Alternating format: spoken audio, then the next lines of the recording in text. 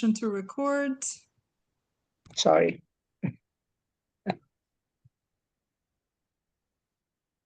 Welcome, everyone. Thank you so much for joining us for this session. This is remarks about annotation, learning, and power. We just want to let you know that you're always welcomed, regardless of any race, disability, ethnicity, background. Come as you are. There is no obligation to have your camera on or anything.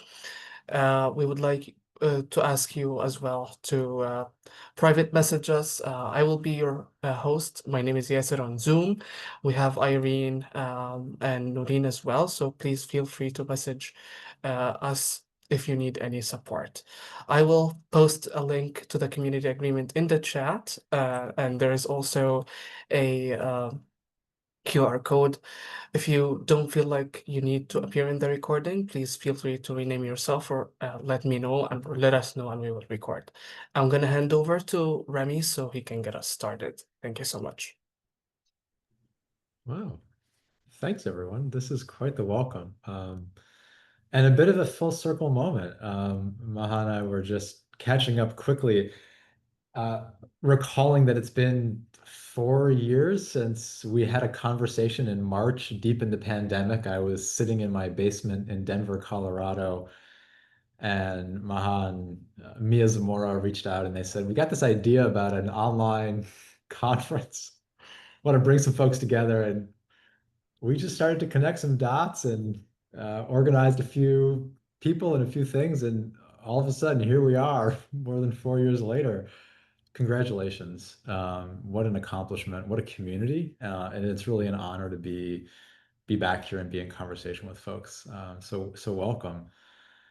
As has been noted, my name is Remi Kalir. I'm currently the Associate Director of Faculty Development and Applied Research at Duke University. That's in North Carolina in the States. And I'm really excited for our session today. Thank you all for being here. I'm going to drop a little something in the chat if folks want to, again, contribute to this or not. Again, by all means, we can work up the chat or not. That's up to folks. It's nice to see some familiar faces. If I'm not mistaken, I've got at least one other member of the Duke community with us today, which is great. And so it's all to say, this is really an honor to be with all of you. I'm going to share my screen and get into a bit of a initial presentation. My hope, though, given the size of this group, is that folks feel very comfortable interrupting me, actually, and I want to be really explicit about that permission. You are very welcome to interrupt me. If you want to come off a mute and just say, hey, what about this or what about that? That's fine. Or drop questions or comments in the chat. I'll try and monitor that between screen sharing and all of this other technical stuff that we have going on here. And then we'll kind of transition from a bit of a talk to a bit of a annotation jam, and then we'll just kind of see where things go. And if you need to run at some point, that's fine.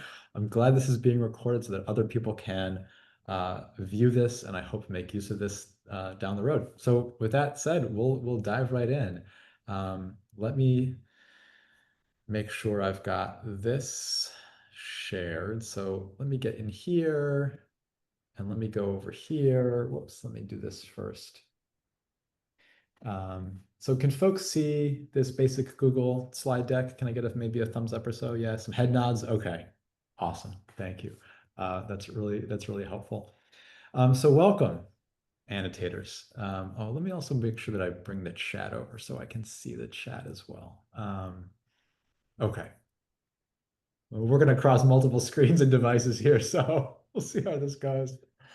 Again, folks, you're very welcome. I want to begin with this simple statement, which is that you are an annotator, and so am I. This is an image of this book right here. It's called Teaching to Transgress by Bell Hooks.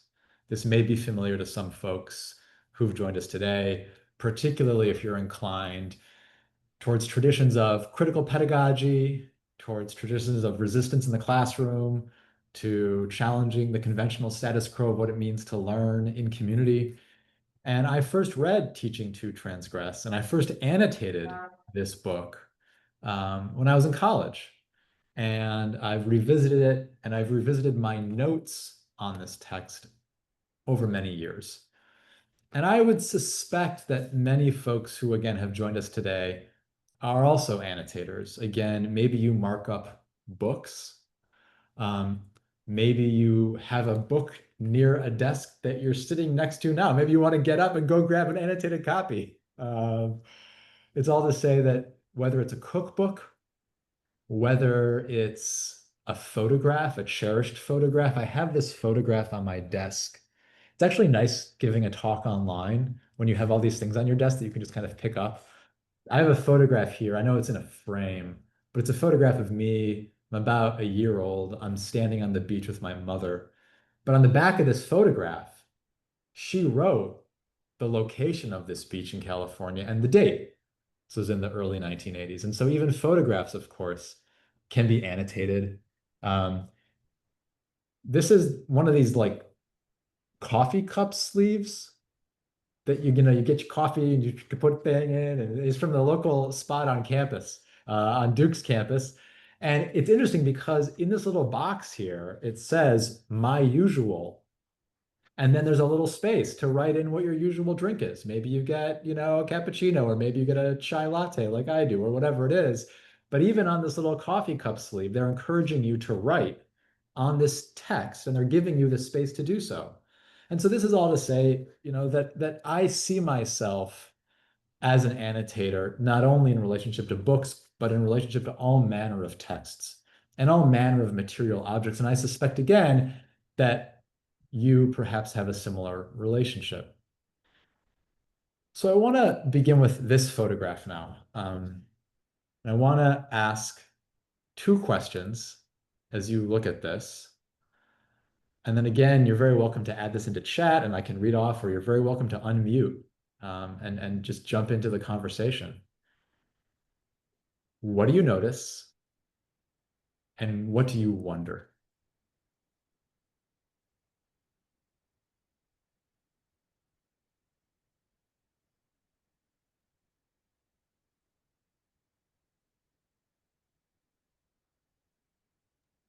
I think the first word my eyes went to was indigenous, which is interesting because the stop sign is bigger, but I know stop signs. I see them all the time, right? But I've never seen something like this ever. And I was wondering where this is and why I hadn't seen more of it in the US. I've never been to Canada or Australia, but is it everywhere in the US, indigenous lands?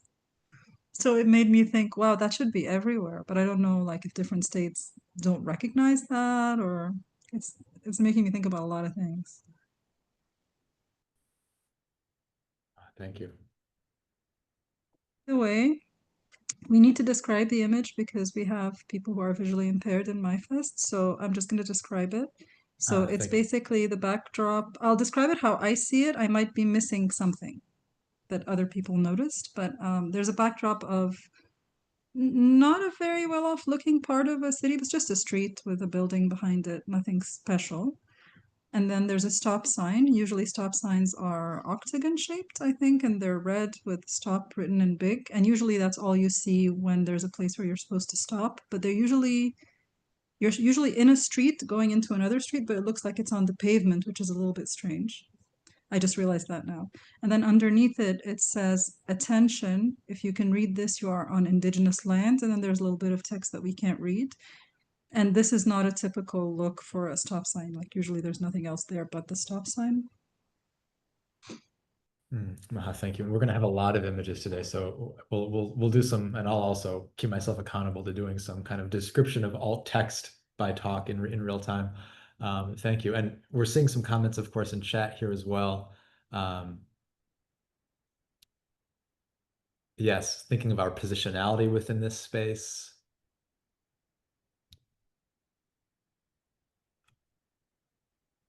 Heather's saying, I wonder if someone borrowed the stop sign and placed it here over the attention sign. So let me provide a little bit of context then about this, but also a bit of a definition as we look at this, because I see this as an example of annotation and a pretty clear example of this. And Jenny, I'm going to get to your question here about who placed the sign as well. So how is this annotation? What's happening here to give us a kind of working definition so we're all kind of on the same page? And so I understand annotation as, in this case, a note. So I've highlighted in this image here the attention, if you can read this, you're on indigenous lands. So I see this as a note. And in this case, and it's been added to a text. And yes, that text is the stop sign. And yes, Maha, to your comment here, it is actually a Coca-Cola factory in the background. I appreciated also when you said earlier that I see them in this case being stop signs all the time. This is a pretty ubiquitous symbol, but it's also a text. It's also a one-word text, but one that is, in this case, marked with a note. And so in this instance, then, I am piecing together this kind of working definition of annotation. And if I go back for a moment here to the note piece of this, I can begin to fill in some of the details that were asked earlier. So this note was added by an artist. The artist's name is Greg Deal. And Greg Deal is a member of the Pyramid Lake Paiute tribe, and marking land that in this case was about a mile away from where I used to live. And so I used to live in, as I mentioned, Denver, Colorado.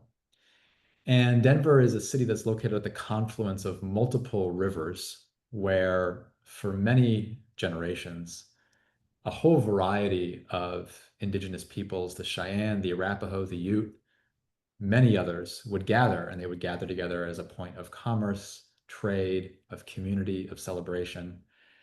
And so at this confluence of rivers near this place, an artist, a contemporary artist, is making a note, a reminder of position, of place, of history, and again, adding it, in this case, to that stop sign.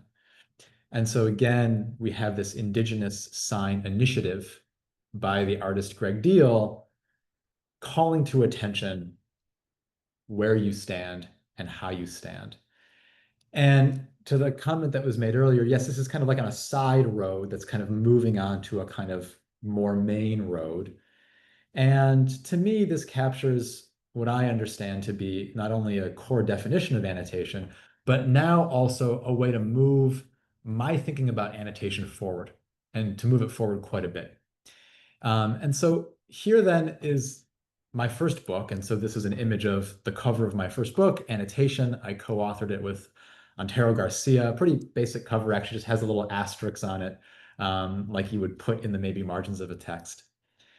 And in this book, Antero and I made a few pretty basic arguments about how we understood annotation, primarily, although not exclusively, thinking about annotation in reference to the way that we mark up texts like books, or maybe texts like code, or maybe texts like song lyrics, or maybe texts that are, medieval, or maybe texts that are a little bit more oriented towards, again, new kinds of, even AI augmented futures. We kind of considered all of that in our first book. And we basically said that, annotation does a variety of things. We called them affordances. And we said that essentially annotation provides information. It shares commentary. It can spark a conversation. It can also express power, and it also can aid in learning. And the response that we initially received to this book was that fourth argument, really around expressing power, was what really engaged a lot of folks, provoked a lot of people, made folks reconsider their relationship to annotation. And it really helped to kind of inspire me to think differently about where I wanted to take my writing and my argumentation about annotation. And I'll also just briefly mention that at some point I got really bored about writing annotation in more conventional ways, although there's some really lovely pieces in here, including pieces by Maha and others. As I began to write a lot about annotation with many folks over the years, I knew that I needed to kind of move my scholarship forward, and I needed to move arguments about annotation forward. So here's another image. In this case, it's a book. It's opened. We see here on one side of the book page, actually photographs of a note card case and a bunch of note cards. Some of the text in this image is underlined, again, my own annotations. I've also added a yellow sticky note to this book that I've photographed, and I've written on that yellow sticky note that these are notes. These are kind of records of the quotidian, these kind of everyday notes and comments. And so, again, I'm highlighting this image now because I actually wanted to rethink people's relationships primarily to marginalia, which is, again, forms of annotation that appear in books. I wanted to move a little bit beyond these more functional and in some cases more reductive stances towards annotation. And I wanted to move towards a type of mark making that was maybe more public, certainly more critical in the world. I wanted to challenge my own thinking and also the thinking of other people to consider this as a form of annotation. And so here's another photograph. Again, I'll describe it. And this is also the photograph that appears on the cover of my new book, of Remarks on Power. So this is a photograph of the border wall that used to stand, I'll get to that in a moment, that used to stand between Mexico and the United States along a strip of beach called Playa de Tijuana, along the Tijuana and San Diego border. In this image, you see 4 to 5 metal slats of this wall. They've been painted with a mural. Again, the mural no longer exists. In fact, this section of the border wall no longer exists. But in this photograph, you have some white painted slats, some green painted slats, some blue painted slats. And then you have my own annotation, my own marking of the border wall. And I wrote Gloria Anzaldua's phrase from her book about the borderlands, about hybrid identities, about the contested lands and legacies of this particular geographic region. And she describes borders and barriers as an unnatural boundary. And I wrote that phrase then on the border wall. You can see in the background razor wire. You can see in the background these large light surveillance towers. I took this photograph just about 2 years ago now. Since then, again, this section of the border wall has actually been completely replaced. This was on order of the Biden administration and then fulfilled not only by the Biden administration, but also by the current Trump administration. And so now you have an even taller border wall with a slightly different slat design. It's 30 feet tall as opposed to this 20-foot tall border barrier. In any event, it's being marked again. It's being marked by new murals. It's being marked by new graffiti. And as I detail in my book, the border itself is an annotation, and there's a legacy of annotations along this border that have persisted for centuries. And so I wanted to get to a place where I felt comfortable as a white man, as a white male scholar, as a scholar of annotation, crossing this border, which actually few Americans actually do, going to this wall and actually marking it with my annotations. And I wanted to do so because I wanted to move myself as an annotator, physically, my body as an annotator, into a space where I could embody these shifting conceptions of literacy and learning. And to do so, and again, in a moment where there is deep concern right now about equitable schooling in society, whether in the States or around the world, because I believe it's time for a fresh read and a fresh rewrite of annotation. And this was my motivation to do this as an author and as an annotator.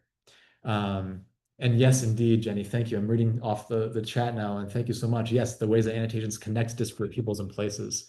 And yes, there are many border walls that have been annotated, Jenny, and thank you for reminding us of this. I wanted to keep my focus pretty discreet on the US-Mexico relationship, although I think that we can easily call to mind other barriers and border walls that have demarcated land and are recurrently remarked upon, whether that's in Gaza, whether that's in Belfast, whether that's in Berlin, and the legacies of those places and those people, and how resistance to really unnatural boundaries, again, to borrow Gloria Anzaldua's phrase, are continuously remarked. So thank you, Jenny, for that. And yes, I lived in Belfast well over 20 years ago now and studied there as a college student. And I think that was a formative experience for me, actually, in attuning myself to the legacies of land and murals and writing as this kind of recursive practice of mark making, which I now understand as annotation. So here's what I'd like to do today. I know we're about 20-ish minutes in, and so I'll kind of keep this brief. And again, we have a lot of images to work through and describe and talk through. But so I want to give a few opening remarks to just kind of ground my, again, stance towards this work and a little bit of a preview for the book that I've recently written. And then after doing so, I want to give an example from that book, a little bit of a deeper dive into an example I call Her Mark about Harriet Tubman. For folks who are familiar with Tubman, I think this might be a kind of different read of her legacy and her importance in American history. And if you're maybe less familiar with Harriet Tubman, I think this is a good way of perhaps appreciating the mark making of someone. Ultimately, to share a story in service of the fact that our conceptions of literacy can be expanded in a whole variety of ways. And so maybe that story is a helpful way of attuning to new conceptions of literacy and civic engagement that again extend back many, many, many years. And then after that brief case, let's jam. And we're going to jump out of this kind of Remi talking at you mode. And I've prepared what I hope to be engaging interactive activity for us to look at some excerpts and look at some images that we'll either have seen or will see, and to mark them up and to kind of make some meaning together as annotators, at least in a shared digital space. So with that being said, let me, if I can, just bend your ears for another, again, 15 to 20 minutes, bit more of a presentation mode. But again, please chat or interrupt or come off mic, and we'll make this, again, a bit of a conversation as we also dive into this.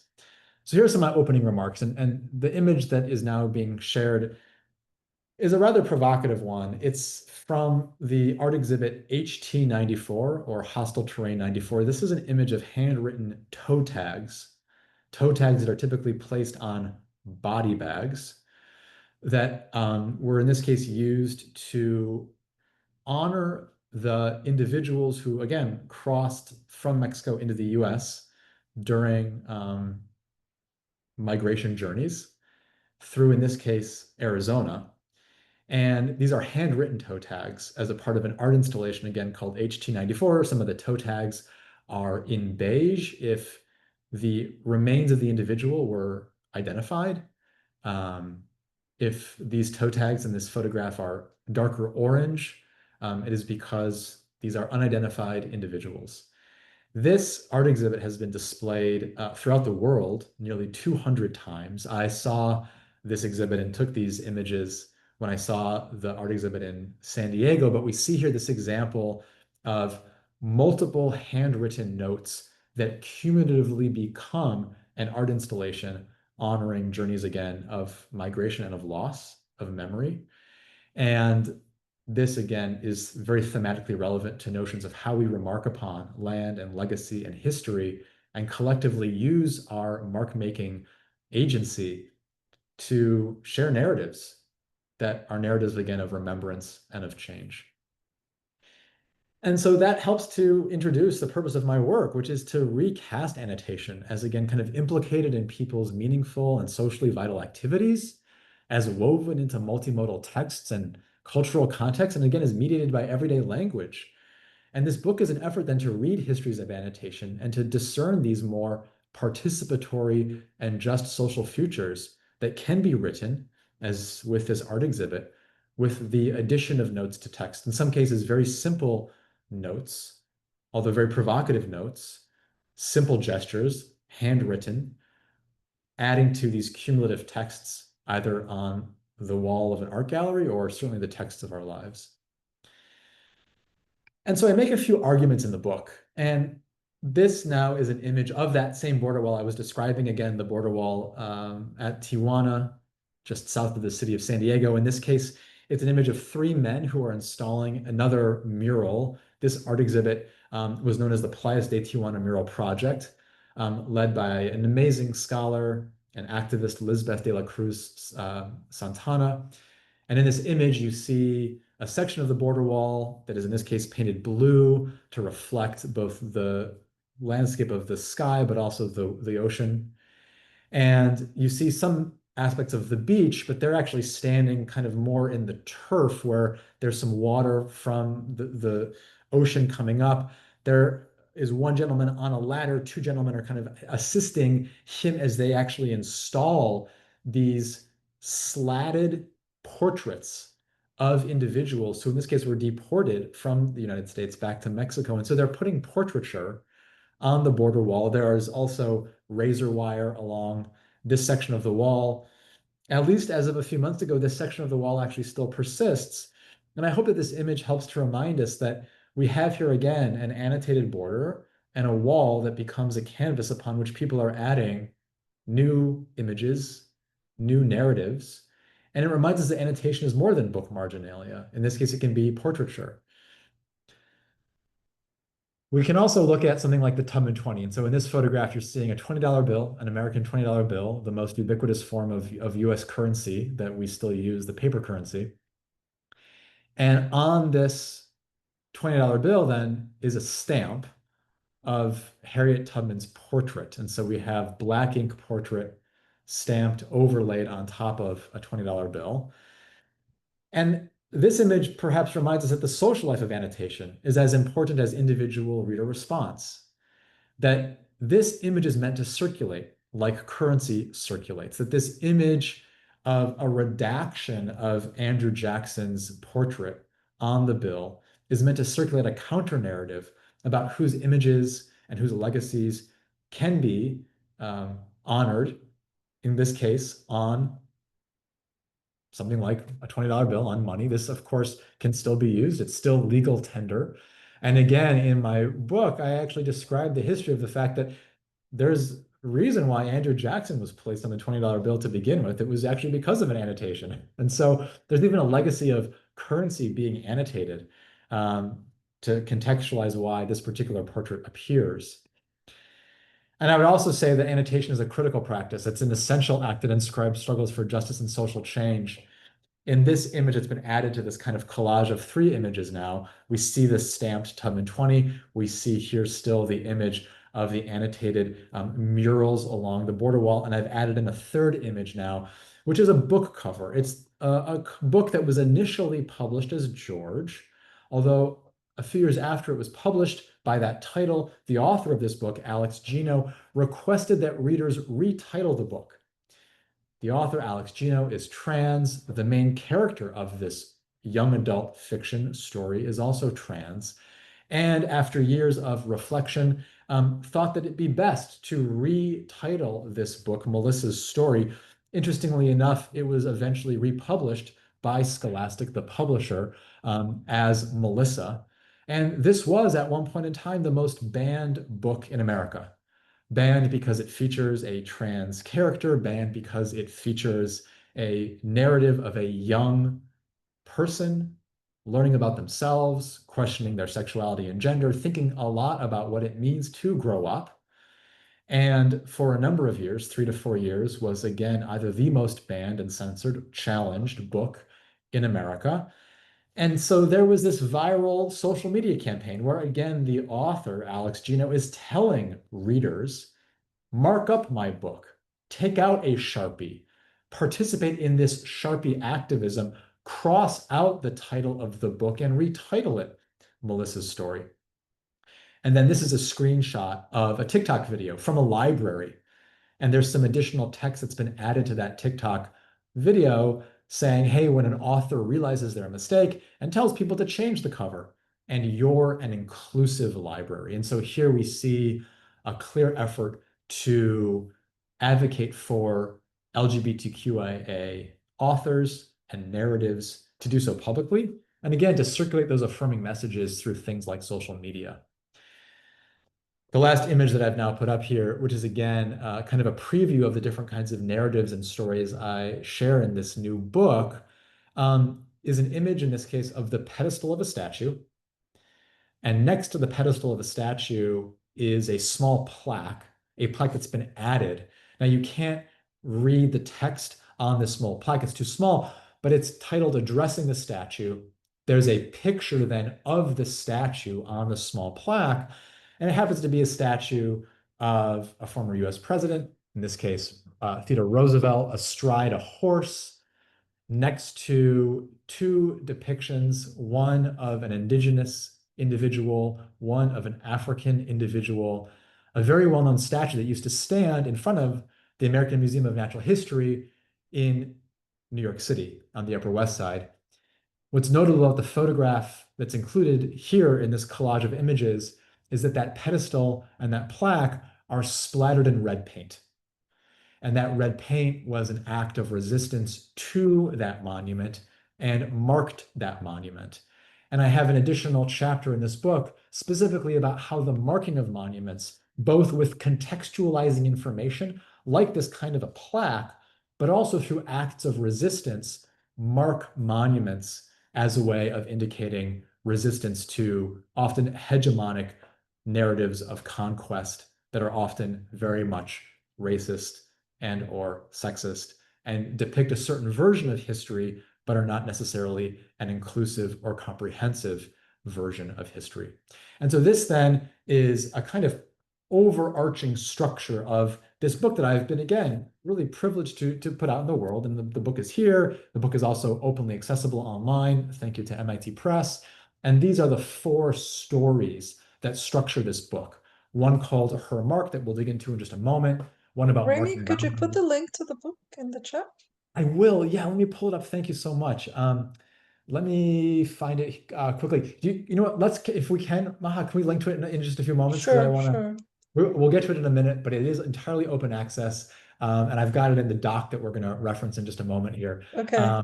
Thank you. Oh my goodness, Meg, thank you. Appreciate it. Yes, there it is, and through there you can get to the open access version. And again, a little bit about, again, the marking of monuments. So some structure to this kind of, again, core set of arguments I make here, then back to that image of the toe tags to just reintroduce then this kind of core definition, this core argument I make, which is, what are these things I'm calling remarks? Remarks in this case are annotation traces that are collectively read and also rewritten so as to advance counter narratives and also more just social futures. This is an initial original argument of mine, and I would love folks to run with this definition, push back on this definition, question its utility, but it's at the center then of these 4 stories. That we can think about book marginalia as a type of a remark. We can think about online commentary sometimes as a type of a remark. There are different ways in which these kinds of remarks are collectively written, specifically to counter dominant narratives, harmful ideologies, and also advance more social futures. So with that core argument in mind, I want to jump into this brief case study called Her Mark to really illustrate with some depth and detail the argument I'm making. And let me then cue up this image, which is the image of 3 book covers. And I want to mention the 3 books with a very serious caveat that I am not a historian. And so what are the 3 books that are photographed here? The recent Pulitzer Prize winning, and again, congratulations to Dr. Ada Fields Black, the Pulitzer Prize winning book, Combie, about Tubman's leadership of the Combie River Raid during the Civil War, the American Civil War, and the community of individuals who were liberated and their legacies in the rice plantations, and how they were, again, tied to land and tied to challenges then about being recognized through their pursuit often of Civil War pensions and other supports from the US government. Once again, they were liberated from slavery, and the legacy of that raid is detailed exhaustively in this amazing book, Combie. Again, just last month or maybe 2 months ago now, won the Pulitzer Prize. A book that was a near and dear reference to my work. So again, one of this in the middle of this photograph, $20 and Change by the historian Clarence Luzan, about Harriet Tubman and the fight for racial justice. And then the 3rd book that's photographed in this image is Night Flyer by Tia Miles.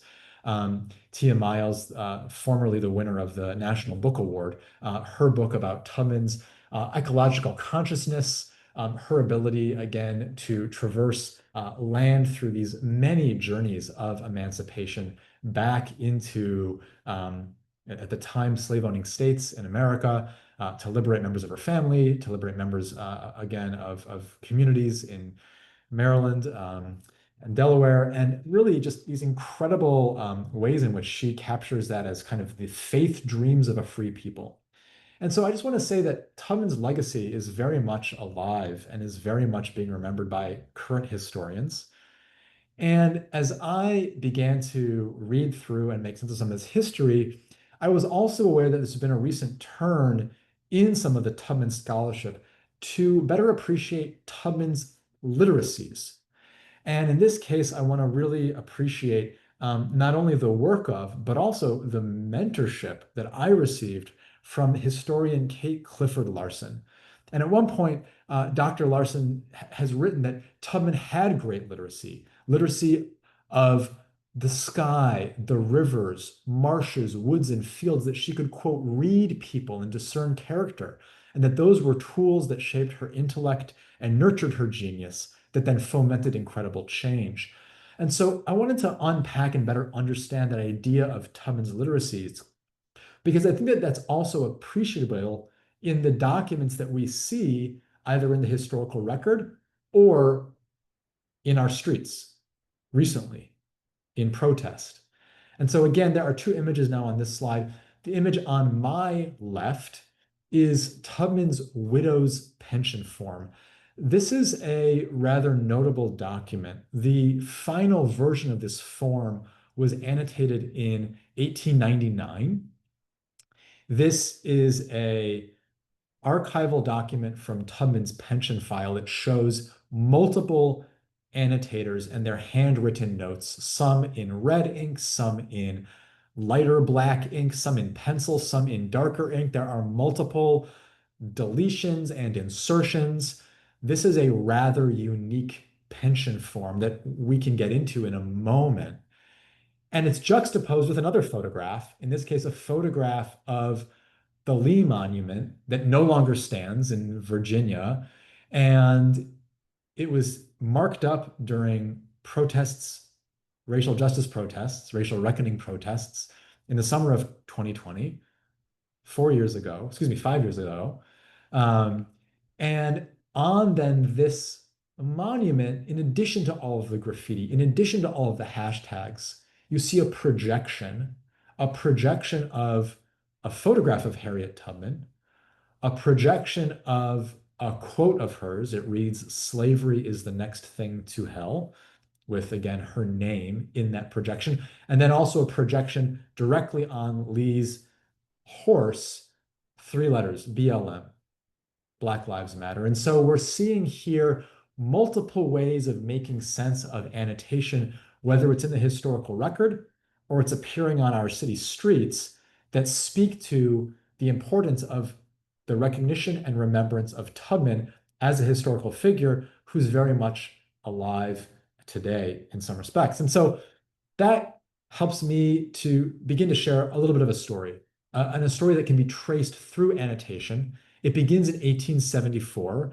regarding Tubman's, quote, services in various capacities as a nurse, as a scout, and as a spy that were of great value during the Civil War. Now, this is, again, about 10 years after the end of the Civil War.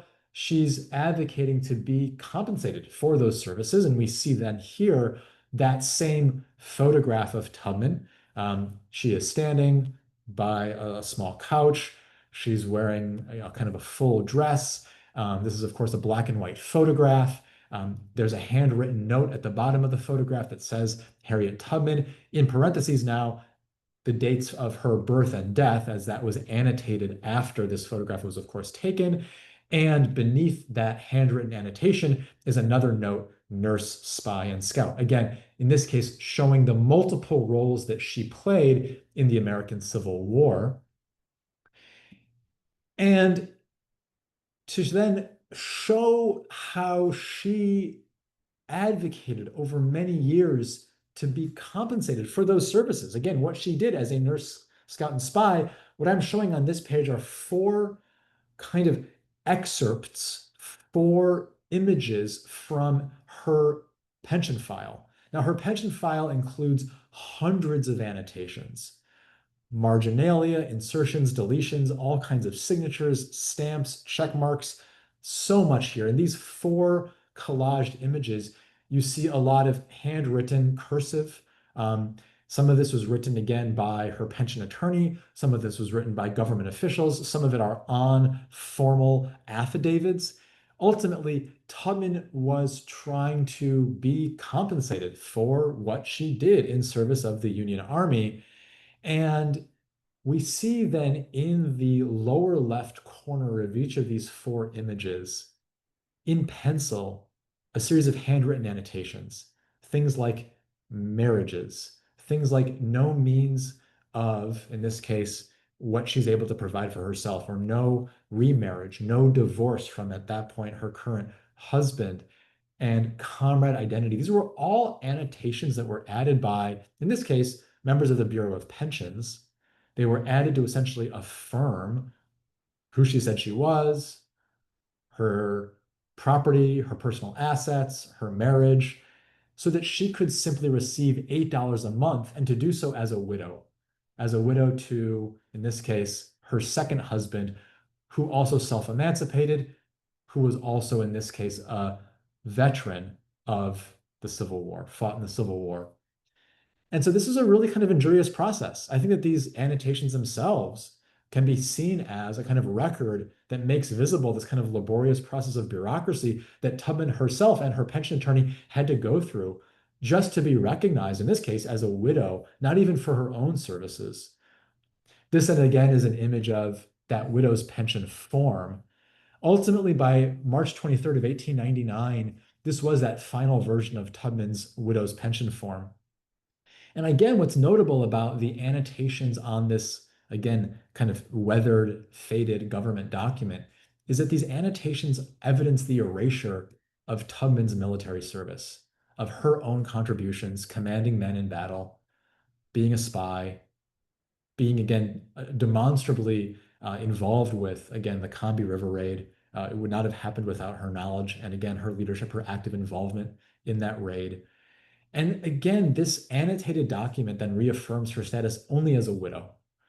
And what is notable, I hope, in terms of my discussion of this and my work, is that this particular annotated artifact doesn't appear in other biographies of Tubman or other discussions of her contributions, certainly, in her contributions during the American Civil War. And so in this image, then, I've highlighted a single annotation because I believe that this annotated artifact deserves greater recognition and greater scrutiny. And I also believe that this annotation is really, again, an assertion of power and also an assertion of patriarchy. It's proof that Tubman was denied a pension because of her gender, pensioned only as a nurse and as a widow, not as, again, a scout, a spy, a commander of men.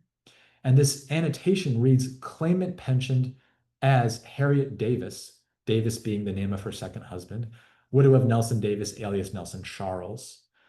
And so more than 100 years later, I believe we can look back at this marginal assertion of power and patriarchy to understand why her legacy remains contested, why it's important now, particularly in American context, to tell stories that comprehensively and accurately capture history, to look carefully at the historical record, and to understand the power even of these small notes in how they uphold inequitable, patriarchal aspects of history.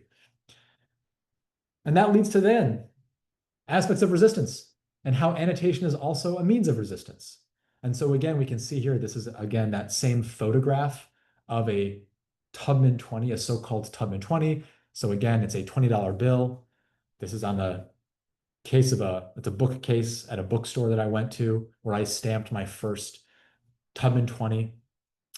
And oh, this is great. Jenny, thank you. Right. Annotation metadata. Yes. And the neutrality in creating them. Oh, Jenny, I would love to talk to you more about that in chat. Thank you. And as a reminder, maybe, Jenny, that, and maybe this comes up in our work, that the archives are contested spaces, that the archives are not silent, that the archives are sites of power.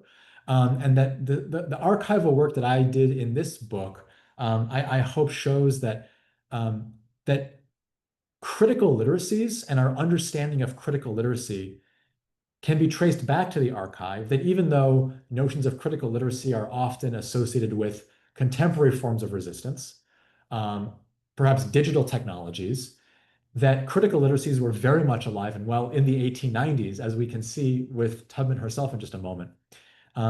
So again, I think of the Tubman 20 as a site of resistance and restoring, because, and again, the quote I'll read here is that I believe that remarks can function as an unambiguous indicator that the material and the ideological features of our territory, in this case, territory that may delineate book pages, right? The margins of a book are territory, or our banknotes, a $20 bill, or our landmarks are all contested. And in fact, the annotations that we ourselves author or that we ourselves read can show us how they are indeed contested. And so that brings me to another little bit of this case about the Harriet Tubman Underground Railroad Byway. This is a photograph that's showing another street, another intersection, in this case, very rural. There are trees in the background. There's a stop sign in the background. There's actually a place marker in the foreground that is a part of what is now known as the Tubman Byway. And I'm showing this particularly like actually nondescript intersection because it's actually a piece of highway or byway, in this case in rural Delaware. So again, you see here like large open fields and again, some trees in the background, but this is essentially farmland in rural Delaware. And it's about, where this photograph was taken is about 3 miles away from where my in-laws live. And I've driven on this road many, many, many times. I've ran down this road many, many times. And it's actually a part of this highway byway that stitches together sites where Harriet Tubman self-emancipated and then helped others to journey toward emancipation during, again, the mid-1800s.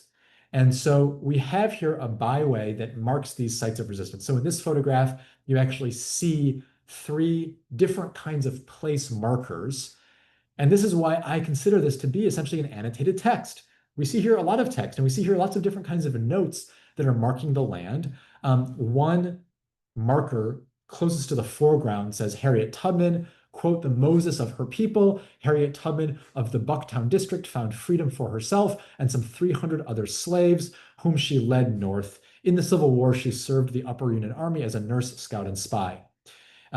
There are aspects of that marker that are maybe slightly inaccurate. She certainly did help hundreds to freedom. Many of those hundreds were, again, done in the Combahee River Raid. On the journeys that she herself conducted as a navigator on the Underground Railroad, about 80 individuals were liberated in those journeys. In the background of this image, and again, this is an image of a farm field. You see here again some crops, green, some trees in the background, 2 other markers that are again showing how her history is narrating land and legacy. And one of these is pretty distinct. It's a little bit more like an obelisk. It's standing taller, and it's also more contemporary. It was only installed in the last few years. And these then are 25 distinct markers. I've kind of highlighted it here in this slide that appear at 24 different sites, in this case, throughout Maryland. And so all throughout the US state of Maryland, along this Tubman Byway, there are 24 sites where there are 25 of these rather tall place markers. And these place markers I essentially consider to be like material annotations of the land, of legacy. And here are then 2 photographs of 2 of these markers.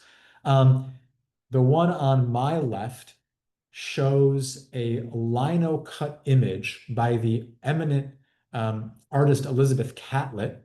It's a lino cut print of Harriet Tubman, again, kind of conducting or leading people on a journey of liberation to freedom. That marker is titled Mastering the Land, and then there's some other text on that marker. It's kind of bolted to the ground here.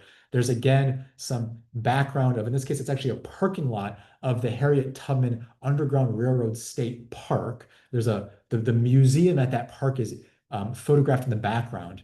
And then on my right, in a more rural location along the Choptank River, and the Choptank River is photographed in the background of that image, is another one of these tall obelisk markers. In this case, it's a painting by a contemporary artist, the artist Mark Priest. Mark Priest actually emailed me while I was conducting research for this book, and Mark Priest told me the importance of being able to, quote, in a small way, take steps and kind of be in steps for those who walked before us to better grasp a greater understanding of their journey and how that can enhance the journey in our life and broaden our own understanding of the world around us. And in this case, that painting of individuals escaping towards freedom across this river is titled Escape from Poplar Neck. And it again describes some of that history specific to this particular place. And so I show these markers because to me, they are a new way of reimagining the annotation of land and legacy. Here are two more. Again, on my left is the Brodus Farm marker. Again, this is actually at the previous image that I just showed. So I'll just quickly go back here. At this location, near where Tubman was likely born, again in rural Delaware in Dorchester County, you have then this image on my left called Brodus Farm.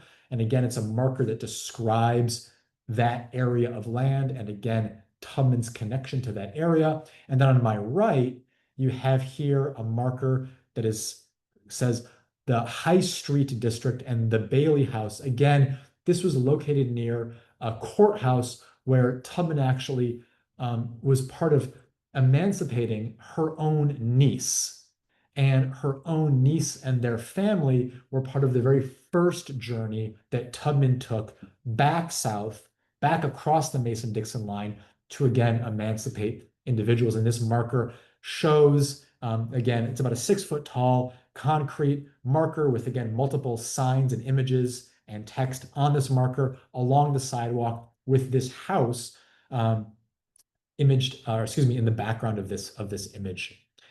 And so I just want to share all these images to say, and this slide now showing again the kind of marked Lee monument with the projection of Tubman, and in this case, again, a photograph of Tubman, that these remarks are broadcasting Tubman's legacy, and that they are doing so today in public places, in civic settings, for narratives that have often been either ignored by intention or ignored by design, or perhaps not brought into more prominent circulation, and that we can see how these are all forms of annotation, all forms of notes added to texts in a variety of material ways that again help us to better understand and remember Tubman's legacy. And in addition to that, we know that Tubman was an annotator too. And so on this slide, in addition to the photograph of Tubman, we have here three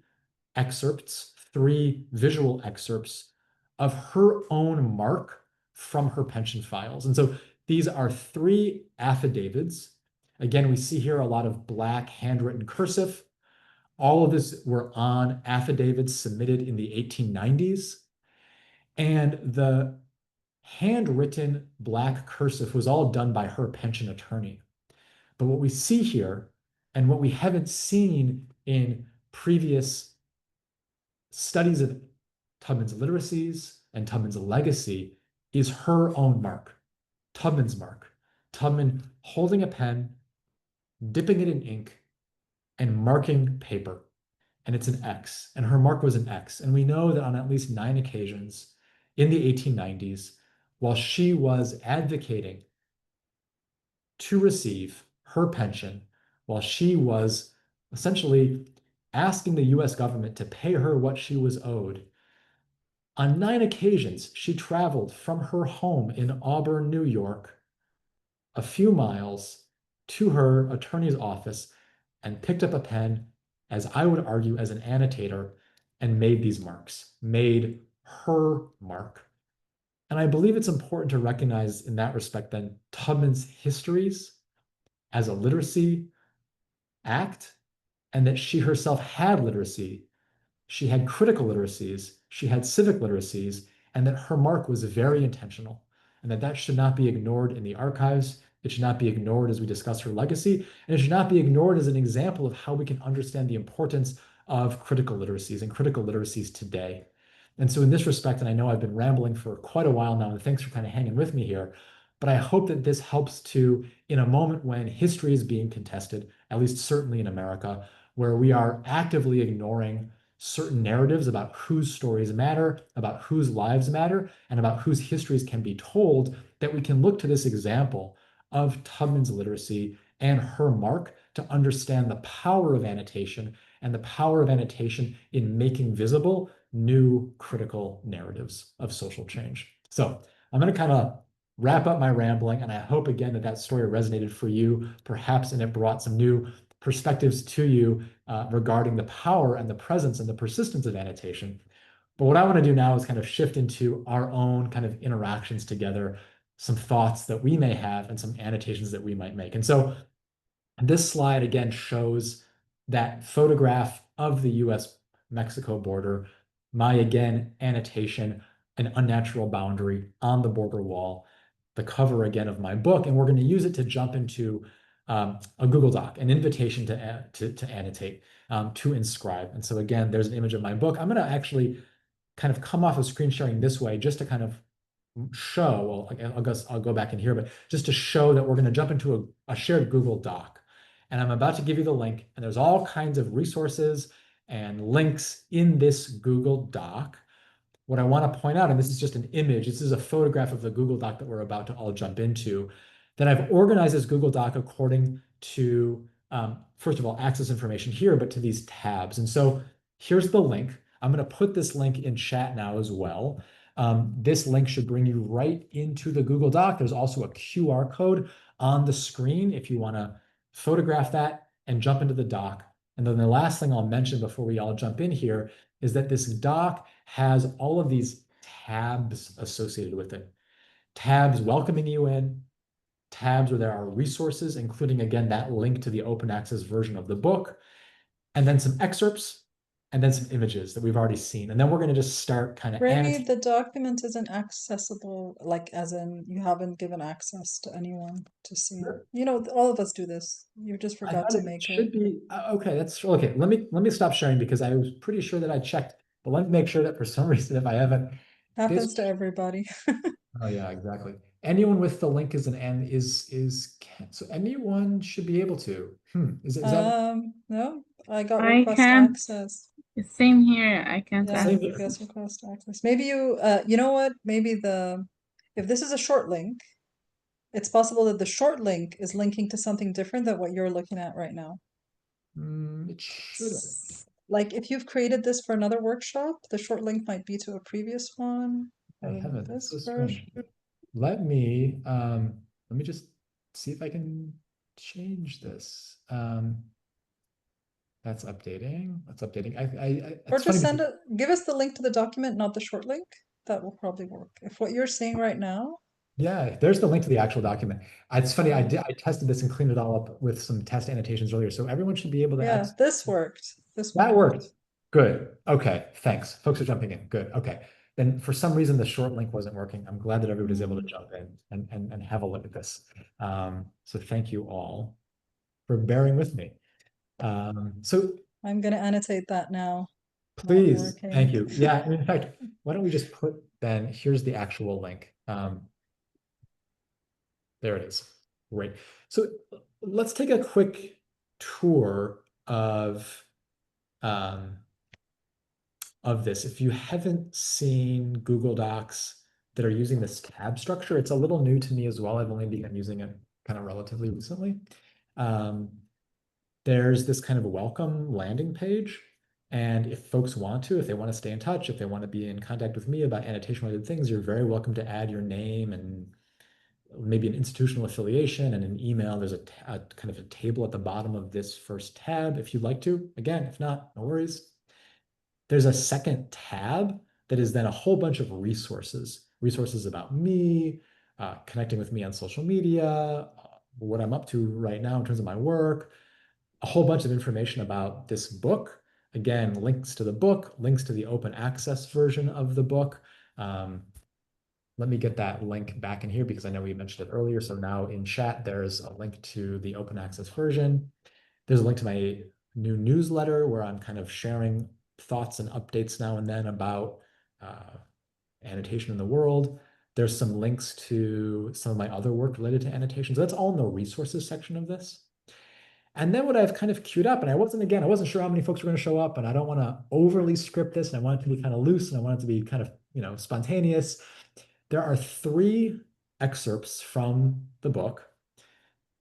There are also then 2 images that we've already seen, and those are in separate tabs. And so there are excerpts that you're very welcome to begin to read, begin to mark up. I have a few kind of prompt instructions for all of these excerpts and for all of these, again, images. The first image is that image of the stop sign that we actually began to discuss together at the beginning of our session together today. And then the second image is actually Tubman's marks, those 3 X marks on these little excerpts from her affidavits and some information about that. And so these are 5 opportunities, if you like to begin to read, mark up, jump in. We can do so while we also kind of talk a little bit about this. We can also just kind of, if folks want to have like a kind of, just running kind of commentary about what stood out to them, I'm happy to just kind of like follow folks' lead as we kind of get into this more interactive aspect of our time together.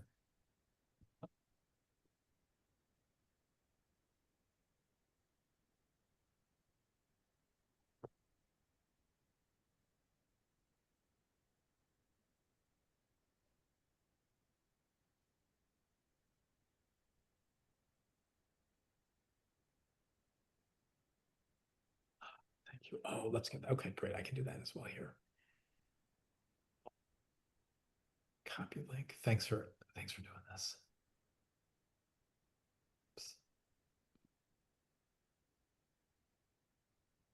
Okay, so if I understand correctly, you're suggesting that we can annotate any of the 3 excerpts? Yeah, the excerpts, the images, or we can Yeah. again just open up some conversation. However folks want to dive in. I want to give people an opportunity to think, react, push back a little, whatever might be on your mind.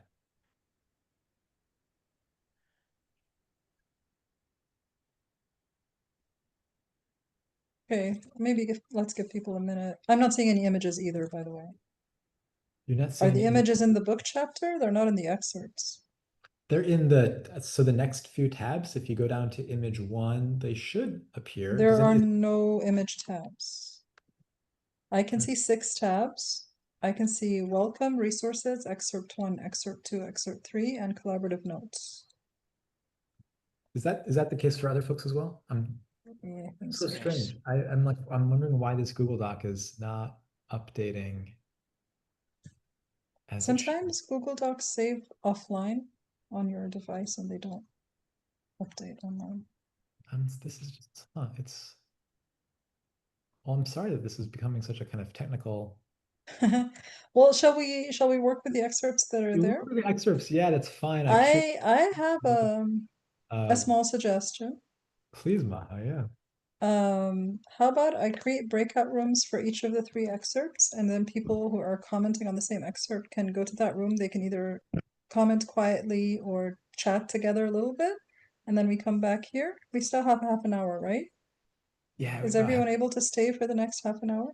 Is this idea okay with people? And if someone wants to stay here, of course they can. You can move yourself, so nobody has to go. But I'll hang out sometimes here. people want to work. Yeah, I'll hang out with you here, and I'll create 3 breakout rooms, and whoever wants to stay quiet can stay here. And I think, room 1 for excerpt 1, room 2 I don't need to rename them, right? Just by the room number. And I'll do it for 12 minutes with a 1 minute comeback so that you can finish what you're saying. All right, the rooms are open. If anybody isn't able to move themselves and want to move, let me know and I'll move you, but you should be able to move yourselves. So, and just as a reminder, they're just parts of the book, right? They're just paragraphs from your book. Yeah, they're just like a really short selection from, yeah, exactly. Should be joining us soon.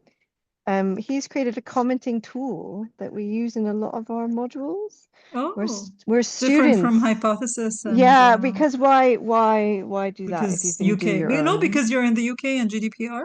Yeah, well, we also have a hypothesis license, but we just it's slightly more fluid and it's totally anonymous. But what happens is we have students commenting, and our modules, some of them have been going for 10 years. So there's anonymized historic comments. So students are like talking to other students who came before them and like adding comments, right? And it's such a, I've never really thought about it as annotation, but that is exactly what they're doing. They're responding to the text on the module together publicly, but also historically and longitudinally. So I've just asked him, I texted him, I was like, I know you're busy today and so you can't come to this, but if you have a second, did you write up your commenting tool? And he went, I want to boast about you. So we'll see what he gets back. But you know it's what really happens with cool. hypothesis though, if I tried it on the same text for many semesters and then it became overwhelming, it takes too long to load, and so I have to create a different private group for every like year. Yeah, it was Otherwise... it was the private groups that ended up with us coming up with something else because it was just such a fast.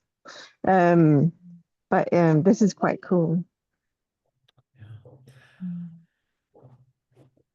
You know, in our last moments together, I'd love if folks want to either bring comments from this collaborative doc. And again, my apologies, the Google Doc hasn't been loading as well as I thought it was for whatever reason. But thank you to those. It looks like folks are marking up a few of these excerpts and maybe have comments that they want to bring into this space, have general observations, want to think about, you know, the relevance of this to professional practices, whatever those professional practices may be. I've rambled enough. I'd love to hear folks' thoughts.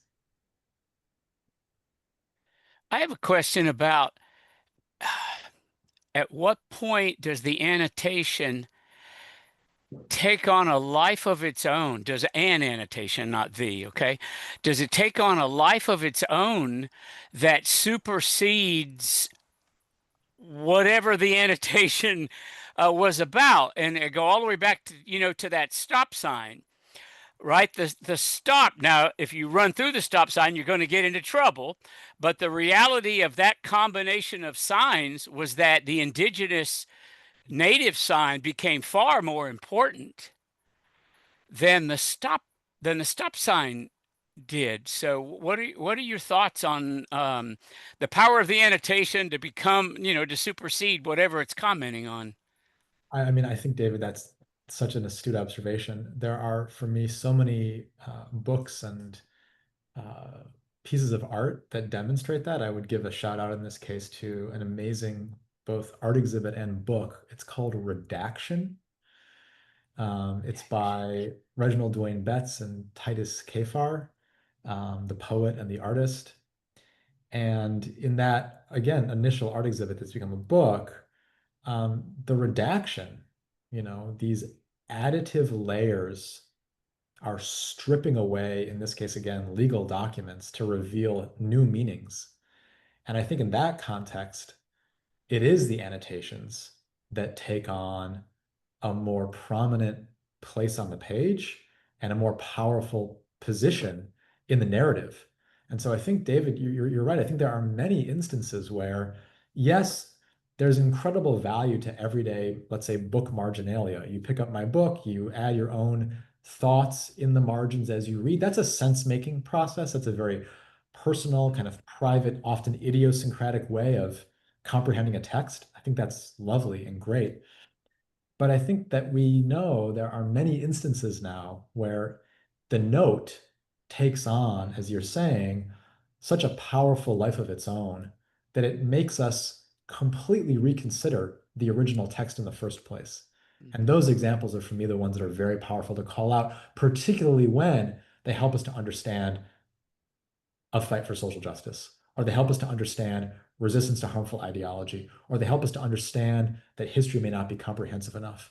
And I hope to bring a little bit of light to those kinds of notes. Thank you.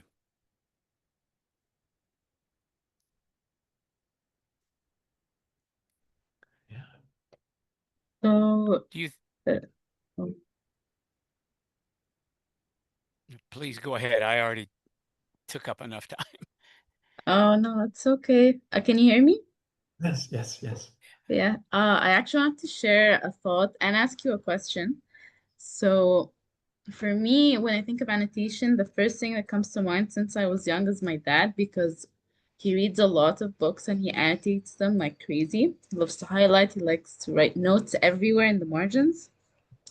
And I grew to read his books over time, and I loved reading his thoughts and how he'd react to them. So it's as if I'm having this connection with him, even if he's not here with me in physically. And one of the books I remember, it was a political book, and he even wrote some reviews on what he thought of the book in the cover page. And I was shocked seeing his review because he didn't do that in all books, but in some books he did. And it was really interesting for me, it gave me so much insight. And I grew to be the same way. Whenever I read a book, I love to annotate immediately. I love to leave my mark in a way. So that's why your topic made me want to ask you if there is a particular story or situation that happened a long time ago that made you think of annotation greatly and write about it a lot. Noreen, I am so overcome by your story and your question.